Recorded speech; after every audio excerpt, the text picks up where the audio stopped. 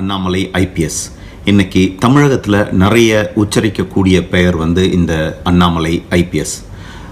2019 வருஷம் கடைசி வரைக்கும் இந்த அண்ணாமலையை யார் அப்படின்னு தமிழகத்தில் நிறைய பேருக்கு தெரியாது. இவர் 2019 கர்நாடகாவில் இருந்து தன்னுடைய IPS பதவியை ராஜினாமா செஞ்சுட்டு கரூரில் விவசாயம் செய்ய ஆரம்பித்து பொது சேவைகள் செய்ய ஆரம்பித்து கல்லூரி மாணவர்களிடையும் நிறைய பள்ளி மாணவர்களிடையும் நிறைய பேச ஆரம்பித்தார். அப்போ தான் இந்த IPS அண்ணாமலை அப்படின்ற பெயரும் தெரிய வந்தது, இவருடைய திறமையும் மக்களுக்கு தெரிய வந்தது.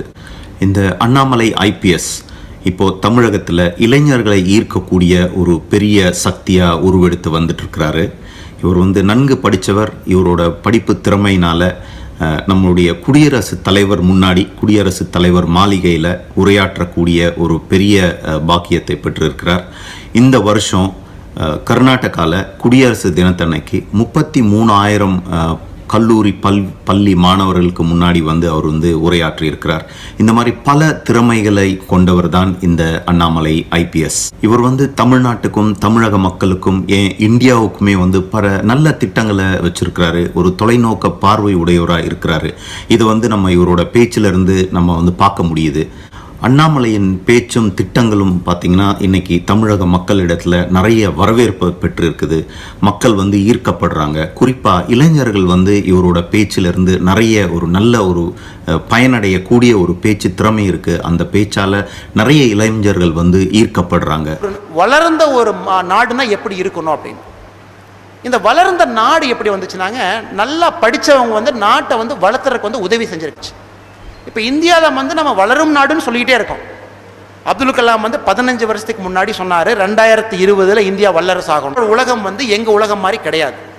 உங்கள் உலகம் பயங்கரமான ஒரு பரந்த உலகம், விஸ்தாரமான ஒரு உலகம். ரிஸ்க் எடுக்கணும். நீங்கள் தயவு செஞ்சு வேலை கிடச்சிருச்சு. பெங்களூர் போனேன், இன்ஃபோசிஸில் சேர்ந்தேன், EMIயில் ஃப்ளாட் வாங்கினேன், நல்ல பெண்ணாக நல்ல ஆணாக பார்த்து கல்யாணம் பண்ணிக்கிட்டேன், செட்டில் ஆகிட்டேன், EMIயில் லோன் கட்டிகிட்டு இருக்கேன். ஊரில் நோம்பி இருக்கும்போது ஒரு 10 லட்ச ரூபா காரில் பந்தாவாக இறங்கினேன், 4 பேர்த்துக்கு வணக்கம் போட்டேன், நானும் படிச்சுட்டேன், நானும் வந்துட்டேன். தயவு செஞ்சு இருக்காதீங்க, அதில் எந்த பிரயோஜனம் கிடையாது. டெஸ்ட்டில் பார்த்தீங்கன்னா ஒரு பாக்ஸ்குள்ளே சிப்பாய் அதே பாக்ஸ்குள்ளே தான் போகிறான், ராணி அதே பாக்ஸ்குள்ளே தான் போகிறாங்க, ராஜா அதே பாக்ஸ்குள்ளே தான் போகிறாங்க. உங்கள் எல்லாத்துக்கிட்டையுமே ஹியூமிலிட்டி இருக்கட்டும், தன்னடக்கம் இருக்கட்டும். நீங்கள் எல்லாரும் கூட இப்போ இருக்கிற யங்கர் ஜென்ரேஷன் நம்ம எல்லோரும் கொஞ்சம் தன்னடக்கம் கொஞ்சம் ரொம்ப குறைவாக இருக்குது. இது நான் பார்த்தது, போலீஸாக இருந்து பார்த்தது, நிறைய விஷயங்கள் பார்க்குறோம். கொஞ்சம் பணம் சம்பாரிச்சோன்னே அந்த பெருமை அப்படிங்கிறது நமக்கு வந்துடுது. தயவு செஞ்சு நீங்கள் யாரும் அதுக்குள்ளே போகக்கூடாது. தன்னடக்கம் இருக்க உங்களுக்கு தம்மான்னு சொல்லுவோம். புத்தா அவர் தம்மான்னு சொல்கிறார், யூனிவர்சல் ஆஃப் நேச்சர். நேச்சரே உங்களுக்கு ஹெல்ப் பண்ணும் இன்னும் மேலே போகிறதுக்கு. மேலே போனதுக்கப்புறம் தன்னடக்கம் இருக்கா, உங்களுக்கு நேச்சரே ஹெல்ப் பண்ணி இன்னும் மேலே புஷ் பண்ணும். இன்னும் தன்னடக்கம் இருக்கா, மேலே மேலே போவீங்க. ஸோ இதையும் தயவு செஞ்சு கற்றுக்குங்க, ரிஸ்க் எடுங்க. 2030 இப்போ இருந்து 11 வருஷம் கழிச்சு அன்னைக்கு நீங்கள் இந்தியாவை யோசிச்சு பார்த்தீங்கன்னா இப்போ இது $2.7 trillion எக்கானமிங்க.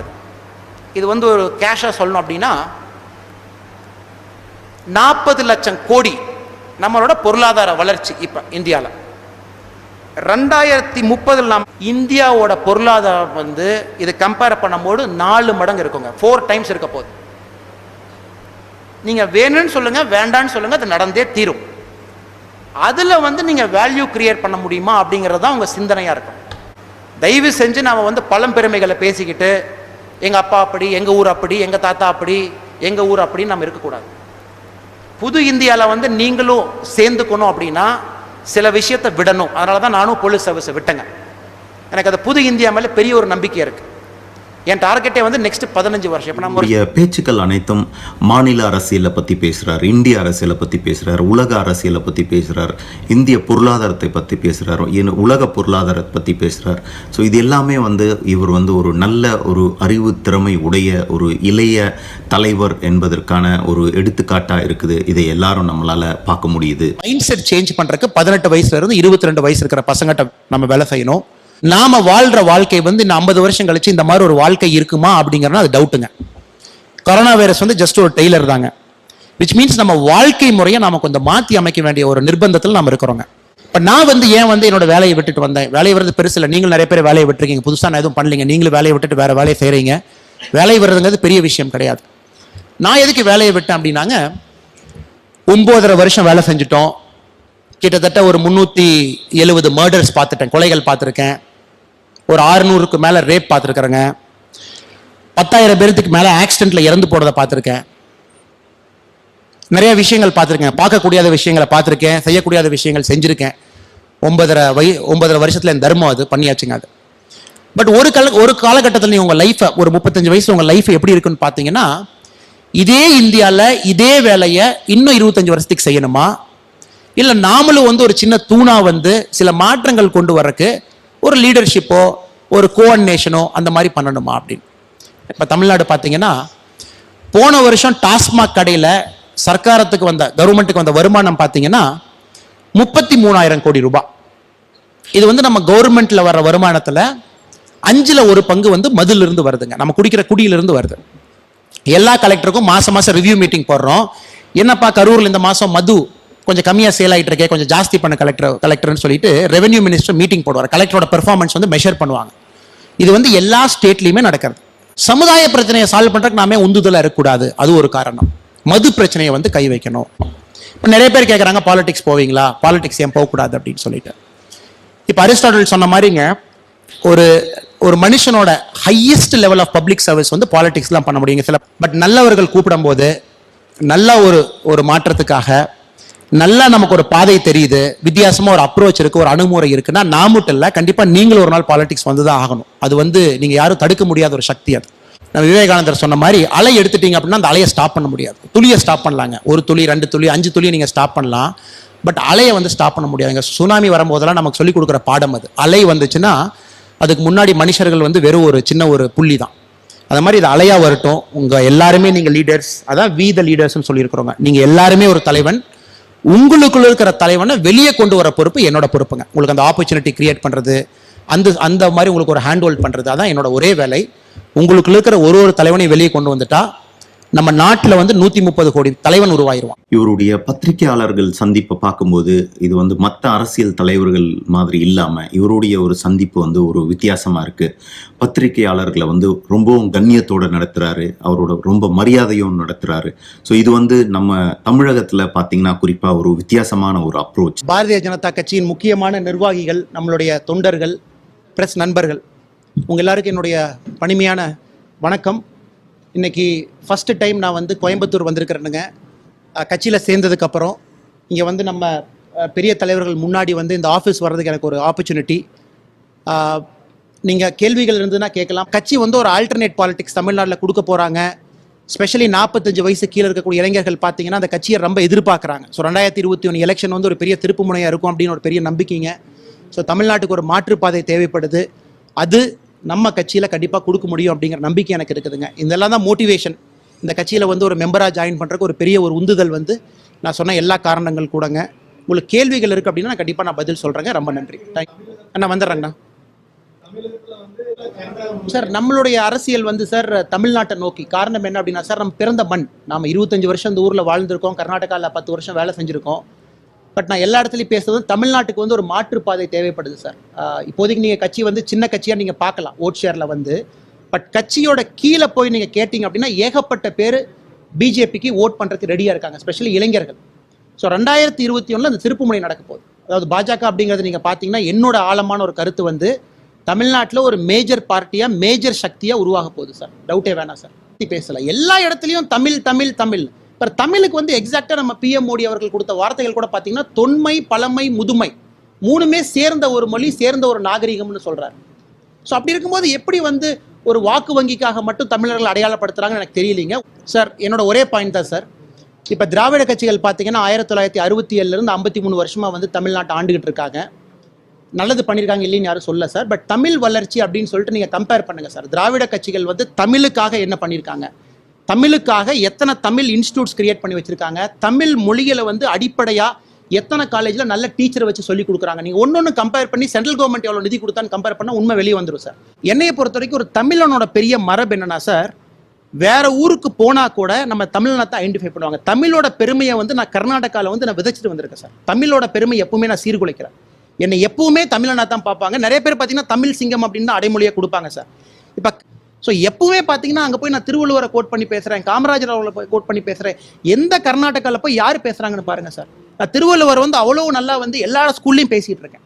ஸோ அதனால் தயவு செஞ்சு நம்ம அந்த மாதிரி பரோக்கியலாக பார்க்க வேண்டாம் சார். தமிழனோட பண்பை வந்து தமிழோட நல்ல விஷயத்த நான் கர்நாடகாவில் வளர்த்திட்டு தான் வந்திருக்கணும், தவிர தமிழ்நாட்டுக்கு ஒரு கெட்ட பேர் எப்பவுமே வாங்கி கொடுக்கல சார். அதனால நீங்கள் தயவு செஞ்சு அந்த ஆங்கிளில் பாருங்க. இல்லை சார், கண்டிப்பாக நான் ஹிந்திக்கு இம்பார்ட்டன்ஸ் கொடுக்கணும்னு எப்பவுமே சொல்லலை சார். தமிழுக்கு தான் இம்பார்ட்டன்ஸ் கொடுக்கணும். காரணம் என்னன்னா, புதிய கல்விக் கொள்கைகள் நம்ம சொல்றோம் 5ஆம் கிளாஸ் வரைக்கும் நீ தாய்மொழியில தான் படிக்கணும்னு சொல்லிட்டு, அதுக்கு மேல உன்னோட ஆப்ஷனல்னு சொல்றேன் சார். ஹிந்தி நாம எதுக்கு சொல்றோம் சார்? ஹிந்தியை படிக்க வேணாம் சார், நீங்க நிறைய லாங்குவேஜ் படிங்க தான் என்னோட கருத்து சார். நீங்க மலையாளம் படிங்க, கன்னடம் படிங்க, முடிஞ்சா ஹிந்தியும் படிங்க. ஏன்னா வேற வேற ஸ்டேட்டுக்கு நீங்க போகும்போது அது தமிழனுக்கு தான் சார் பெருமை. பார்த்தீங்கன்னா முக்கியமான பதவியில் வந்து தமிழ் ஆஃபீஸர்ஸை வச்சிருப்பாங்க. பட் எல்லாருமே போய் பார்த்தீங்கன்னா அடாப்ட் ஆயிடுறாங்க, ஹிந்தி பேசுறாங்க, தேவைப்படுது. அவங்க ஹிந்தி பேசுறாங்கன்னு பார்க்காதீங்க சார், தமிழனோட பெருமையை வந்து யூபியில், எம்பியில், வெஸ்ட் பெங்காலில், மேகாலயில் விதைக்கிறாங்கன்னு தான் நான் பார்ப்பேன் சார். அதனால ஹிந்தி வந்து வேணும்னு நான் சொல்ல சார், நிறைய மொழிகள் கத்துக்கங்கன்னு தான் நான் சொல்றேன் சார். ஒரு கட்சி வந்து எப்பவுமே வந்து ஆன்டி டெல்லி அப்படின்னு பாலிடிக்ஸ் பண்ண முடியாது சார்.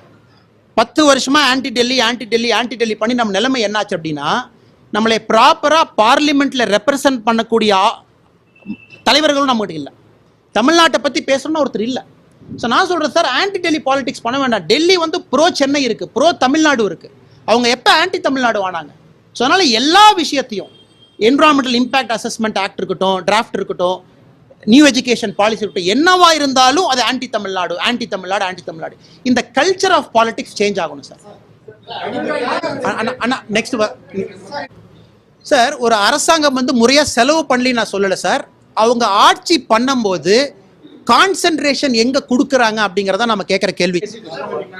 அண்ணா ஒரே நிமிஷங்கண்ணா, சாரிங்கண்ணா, சொல்லுங்கண்ணா.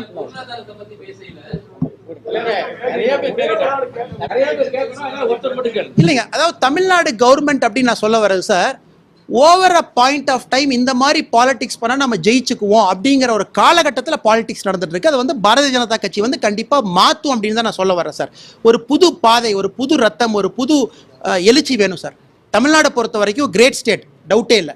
நீங்கள் கேட்ட கேள்வி எல்லா இண்டிகேட்டர்ஸ்லையும் முன்னாடி இருக்கும், டவுட்டே இல்லை சார்.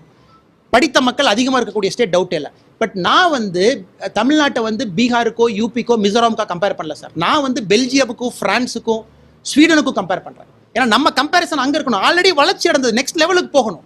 நான் வளர்ச்சி அடைந்துட்டேன்னு சொல்லிட்டு இதே குட்டக்குள்ள இருக்க முடியுமான்னு தான் நான் கேட்டேன். தயவுசெய்து தப்பாக நினச்சிக்காதீங்க சார். தமிழ்நாடு மிச்ச ஸ்டேட்டு கம்பேர் பண்ணும்போது எப்பவுமே முன்னாடி இருந்த ஸ்டேட். திரு அண்ணாமலை வந்து பிறவிலேயே பல நல்ல குணங்களை வந்து பெற்று இருக்கிறார். அவர் வந்து is gifted with many talents. அவர் வந்து எளிமையாக பேசுகிறார், ரொம்ப திறமையாக பேசுகிறார், மக்களை கவரக்கூடியதாக பேசுகிறார், மக்களுடைய தேவைகளை அறிஞ்சு வந்து பேசுகிறார். மக்கள் அனைவரும் வந்து அவரோட கருத்துக்களையும் அவரோட பேச்சையும் வந்து ரொம்பவுமே விரும்புகிறாங்க.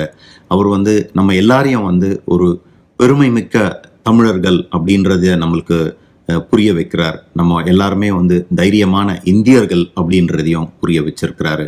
Good to be here with this young, eager audience of Dayanand Sagar College of Engineering.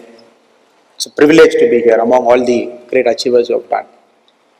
So today I thought it's a good idea to come before you and to share some experience from a force that I represent. Normally my force, the Indian Police Service, or the Indian Police, is generally known for its inaction, sometimes for its action, but most of the time for not acting on time. We don't hit the sweet spot correctly. Most of you blame. In fact, one of the participants, when I was walking in, she was telling me, I hate police generally, but you are an exception. I said, no, you're telling me only because I'm here. Before getting into that, so 2 things I have to talk to you in detail. Only then we can put things in proper place. This perception the Indian police have got is something that all of us are trying our best to come out of it. Normally you go to a movie, you see the bad fellow is always a cop, maybe a pot-bellied cop. That is the kind of character the movie always plays. Before coming to the service, whenever I see a fat cop, I get very angry. I say, oh look, this fellow must have taken a lot of money, he must be a corrupt fellow. That is why his belly is very fat. So after getting into the service and working for about 7-8 years, then I understood the simple rule. This person is fat because he gets up at 5 o'clock in the morning, leaves his home at 6 o'clock, reaches the police station at 7:30, starts his daily duty at 8 o'clock, attends God knows how many work he has to attend per day. He has to manage traffic, he has to catch a criminal, he has to go to a court, He has to attend the VVIP bandobas in the hot sun and in the pouring rain. By the time day closes at 10 o'clock, he reaches home at 11. The whole family is slept. So many cops keep complaining. I never saw my son or daughter growing in front of me. He eats at unhealthy times. Breakfast at 11 o'clock, lunch at 3:30, dinner at 11:30 in the night. You do this for a month, then you will know how the pot belly automatically comes on you. Because the society puts so much responsibility on them. That was some responsibility which he cannot meet in the first place. So naturally, in fact, this perception, it took about 7 years to understand. The reason all of you say police is corrupt because that is a myth that is built into the whole system. That myth gets reinforced every time you go to a movie, every time you see a paper, every time you hear your friends talking about cop. So this is the perception I want to set before I get into my talk. But why was I forced to act? Because the public chose not to act. Again, they say there is another video of you in the YouTube, in the Facebook, in the other social media, where on the pouring rain that you are there doing a service. No, I get paid for it. Every month I get my salary and I'm supposed to do that because I'm a public servant. I've taken an oath on the national flag. But why were we supposed to go, maybe as a district head in the pouring rain, to go and save the situation? 5,000 vehicles stuck in a ghat because the ghat has, some mud has come in, it is blocked. Nobody wants to get out of the car. For the simple fact, if they get out, they get drenched. The public chose not to act, so we are forced to act. Generally, a public servant, if you look at it, most of the time we are forced to act because the public chooses not to act. If you look at the data, if you slightly analyze why crimes are increasing, our country registers about 30 lakh crime per year. That is the Indian Penal Code major crime. If you subdivide and analyze it, there are only certain crimes that is increasing. Murder is down, robbery is down, dacoity is down, all the important crimes are down. But what are the crimes that is increasing? Rioting. Rioting is a very serious crime. A group of people in the name of an organization, in the name of a political party, they decide to take law in their own hands, come out, create ruckus in the public area, destroy private property. It is very tough to control. Rioting is growing at double digit every year. Hate crimes. I don't like you because your skin color is different, you come from a different part of India, you speak a language I don't understand, you pray to God in a different way. I don't pray to God in the same way, over which we keep fighting. We call that as hate crimes. Again, this is increasing. The past 10 years, past 12 years. But the point of the matter is, in educated society, the more it is getting educated, it is supposed to progress. The crimes are supposed to come down. Especially this kind of crimes are supposed to come down. Unfortunately, it is not happening. In fact, the greatest of the American presidents, Abraham Lincoln, if you look at the history slightly behind, maybe 1861, 1862, when the Civil War was out there, if you look at the American papers of that time, everybody criticized the president for not acting. They said, you are too slow, you are not sending the forces faster to the southern part of America, you are not changing your general, you are fighting a losing war. These are the kind of paper headlines New York Times, Washington Post had long time back. Later, if you analyze Abraham Lincoln's history now as a president, we are unanimous in telling him he was the greatest of presidents, because many a time Mr. Lincoln knew when to act, when not to act. There are many issues which dies of its own. When we act, we complicate it, it goes slightly beyond control, and we need to put too much effort to control it. The Arab rebellion, it started because one fellow chose to commit a self-immolation in Tunisia. He said, my government is corrupt, I'm going to commit a suicide. Yes, but look at the spark it generated. It just went about 7-10 countries it went. Only because Twitter was active, certain social media was active, citizens chose to act instead of waiting for anybody to come. That is my only hope and wish. A public servant is always a backroom boy. He is not supposed to come out. If he comes out, if his video comes out, is seeing in action, which means those are all preventable causes. Maybe it is not prevented, he is supposed to come out. So this younger generation, amazing generation, fantastic generation. I'm meaning this because you are the very few fortunate people in this country's history.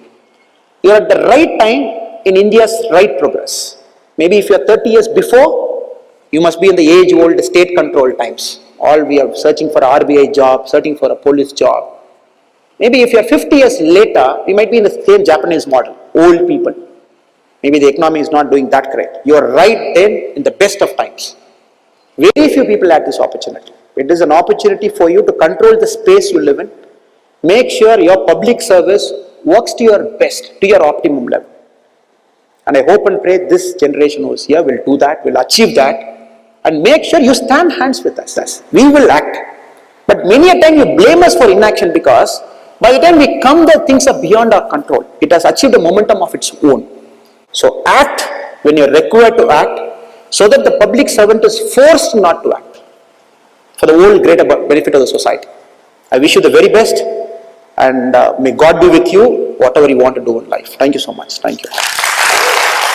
Thiru Annamalai அவர்கள் ஒரு திறமையான, ஒரு படித்த இளைஞர், ஒரு நல்ல ஒரு தலைவர் என்பதை அவருடைய பேச்சிலிருந்து நம்மளால் பார்க்க முடியுது.